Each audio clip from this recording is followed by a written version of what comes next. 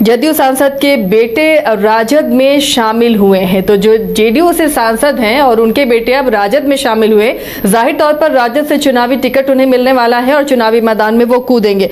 रंजन जी, देखिए, दल बदल का खेल तो शुरू हो जाता है जैसे ही चुनाव आता है। जिन्हें लगता है उनका टिकट कटने वाला है, लेकिन पिता किसी और पार्टी में, बेटा किसी और पार्टी में चुनाव लड़े तो ये नजारा भी काफी दिलचस्प दिखेगा। ये नजारा बिहार के लोगों ने लोकसभा चुनाव के दौरान भी देखा, जब शांभवी चौधरी के खिलाफ जो है वहां से महेश्वर हजारी के बेटे जो हैं सनी हाजरी, वो वहां से चुनाव लड़े थे।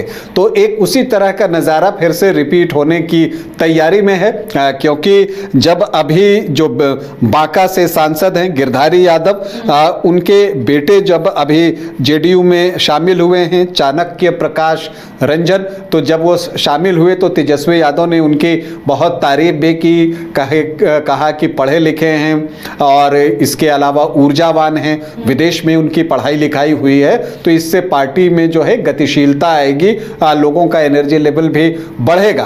तो ये बातें हो रही हैं। हालांकि जो जेडीयू के सांसद हैं गिरधारी यादव, उन्होंने कहा कि वे नीतीश कुमार के साथ हैं, बेटा स्वतंत्र है। ऐसी ही कुछ बातें जो है महेश्वर हाजरी ने भी लोकसभा चुनाव के दौरान कही थी। हालांकि अगर आप देखें तो गिरधारी यादव जो हैं, उनके कुछ पिछले बयान की चर्चा करें तो उन्होंने चुनाव आयोग के फैसलों की आलोचना की थी और उस वक्त भी पार्टी जो है इस पर सख्त रही थी, सो का उस तक की बात आ गई थी।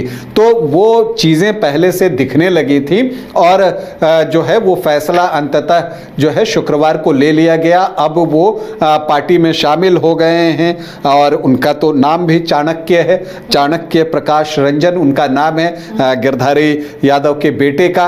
और अब देखिए, भी ये चुनाव क्षेत्र क्या बांका ही रहने वाला है या फिर कोई और सीट भागलपुर? देखिए, बांका जो लोकसभा है उसके अंतर्गत बेलहर विधानसभा क्षेत्र है और बेलहर से गिरधारी यादव भी जो हैं वो यहाँ से विधायक रह चुके हैं। कटोरिया से भी विधायक रहे हैं, अभी तो खैर सांसद हैं, लेकिन वो बेलहर से भी विधायक रह चुके हैं, तो ये उनकी सीट रही है। तो अब देखना ये दिलचस्प होगा कि जब चाणक्य चुनाव में उतरते हैं तो जो गिरधारी यादव हैं वो समर्थन करते हैं या वो जेडीयू प्रत्याशी का समर्थन करते हैं। बेलहर सीट इस वजह से भी थोड़ा इंटरेस्टिंग और हो जाता है कि यहाँ जो विधायक हैं मनोज यादव, दरअसल वो झारखंड सरकार में मंत्री हैं, संजय यादव उनके भाई हैं। तो यहाँ पर एक वो भी चीज खास है, संजय यादव तेजस्वी यादव के बहुत करीब हैं और अभी चर्चा है कि उनके बेटे को भी आरजेडी जो है विधानसभा चुनाव में टिकट दे सकती है। तो दूसरी तरफ जो उनके भाई हैं वो नीतीश कुमार के बहुत करीबी हैं और वो जेडीयू के टिकट पर जो है यहां से चुनाव लड़ने की तैयारी में हैं। फिर से पिछला चुनाव उन्होंने यहां जीता था, लेकिन मुकाबला जो है बहुत करीबी हुआ था, सिर्फ 2473 वोटों से वो चुनाव जीते थे। अब ऐसे में चूंकि यहां पर यादव वोटर्स की संख्या ज्यादा है नेचुरली, इसीलिए आप जेडीयू आरजेडी दोनों तरफ से देखिएगा कि यादव कैंडिडेट ही होंगे, लेकिन यहां पर जनसुराज ने जो है एक दिलचस्प चाल चल दी है। उन्होंने जो है अपना प्रत्याशी यहां से बनाया है ब्रज किशोर पंडित को, मतलब कि वो कुम्हार प्रजापति समुदाय से हैं और सिर्फ पंडित सरनेम आप देखें तो वो 5.5% से ज्यादा है, 5.6%।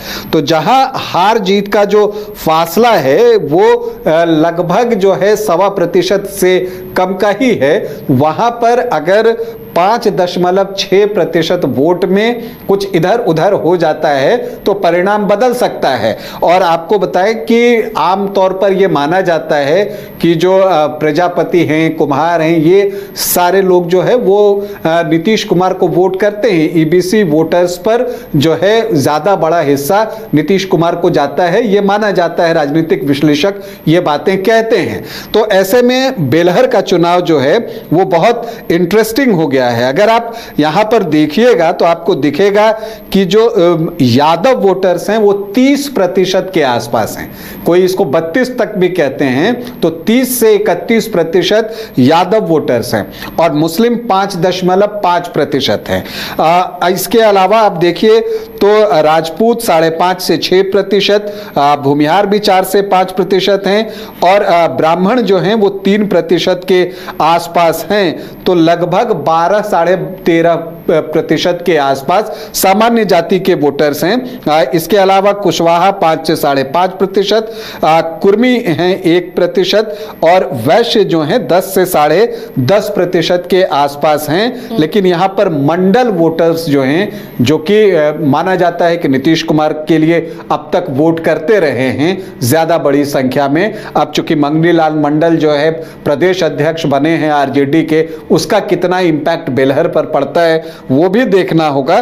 तो इन सारे वोटों की बदौलत जो है वो यहां से जेडीयू जीतने में कामयाब रहता है। अगर आप देखिएगा तो जो उनका बेस वोट है वो आपको पिछले 2-3 चुनाव से 40% के ऊपर ही दिखता है, जबकि आप आरजेडी का बेस वोट देखते हैं तो वो 38%, हालांकि 2019 के उपचुनाव में यहां से आरजेडी को कामयाबी मिली थी और जो आंकड़े हैं यहां पर वो आरजेडी को सपोर्ट करते हैं और चूंकि जेडीयू भी यहां से कैंडिडेट स्ट्रांग देता रहा है तो उसका फायदा उनको मिला है। इसलिए आप देखिएगा कि 16 चुनाव में जेडीयू को 4 बार कामयाबी मिली है तो आरजेडी 3 बार इस सीट को जीतने में सफल रहा है। तो वहां भी नेक टू नेक का मामला है।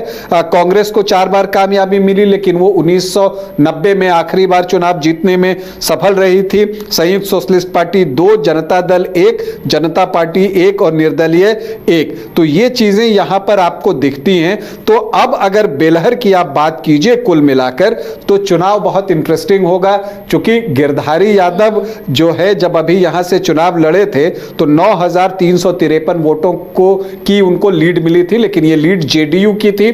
और अभी भी चूंकि गिरधारी यादव ने कहा है कि वो नीतीश कुमार के साथ हैं तो कोई वजह नहीं है कि हम दूसरी चीज माने, लेकिन फिर भी अगर वो उस इंटेंसिटी से नहीं लगते हैं तो मार्जिन यहां बहुत ज्यादा का नहीं है और बहुत क्लोज फाइट जो है हुई है। पिछली बार 2,500 से कम वोट और लोकसभा के चुनाव में भी यहां पर 9,353 वोटों की ही लीड है, क्योंकि गिरधारी यादव के खिलाफ जयप्रकाश नारायण यादव थे। तो यहां पर जो बेलहर में चुनाव होगा वो इस बार बहुत कांटे का होगा और थोड़ा भी इधर उधर अगर कुछ हुआ और जनसुराज प्रत्याशी का प्रदर्शन बहुत मायने रखने जा रहा है कि वो कितने वोट लाता है, क्या वो अपनी जाति के वोट जो है वो लेकर आ जाते हैं या वो किसके वोट कितना काटते हैं।